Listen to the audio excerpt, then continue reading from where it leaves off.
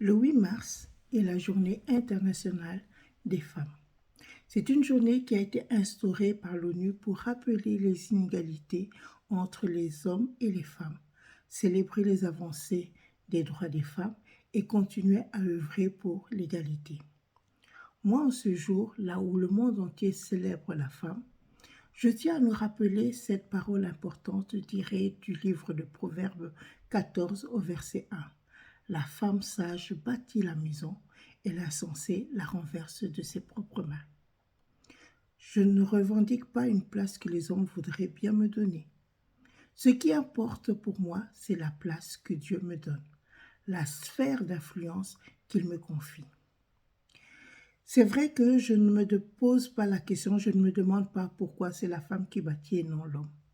Je reconnais par contre que lorsque Dieu décide de me confier la responsabilité de bâtir, c'est parce qu'il m'a donné la capacité de transformer, de construire et d'édifier.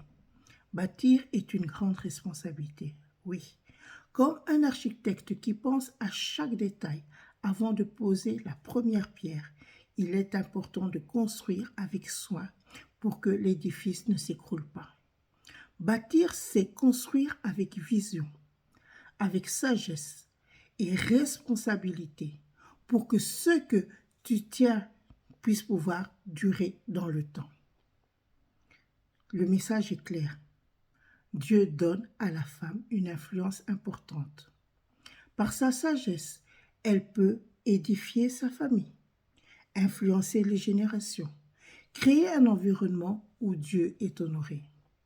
La femme sage bâtit sa maison parce que Dieu lui a donné la capacité d'influencer, d'édifier et de faire grandir son foyer avec sagesse.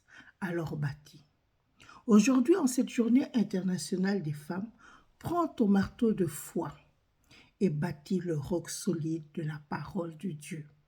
Serre la truelle de la sagesse dans tes mains pour édifier ta maison intérieure et prends la pelle de la prière pour creuser des fondations stables et durables.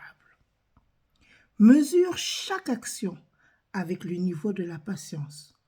Porte ton casque de protection divine contre toute attaque et vise chaque parole avec la vis de la persévérance et de l'amour. Souviens-toi, chaque plan posé avec Dieu est une pierre posée dans ton héritage. Femme de foi, femme de feu, femme épanouie et utilisée par Christ. Bâtis ta vie avec courage et sagesse, car c'est ainsi que ta maison prospère et que ton influence grandit. Alors, encore une fois, sois bénie.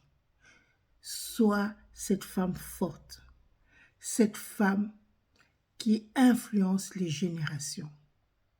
Ne sois pas cette femme qui revendique une position que tu n'as pas, mais sois cette femme que Dieu va utiliser puissamment parce que tu es dans la mission du Christ.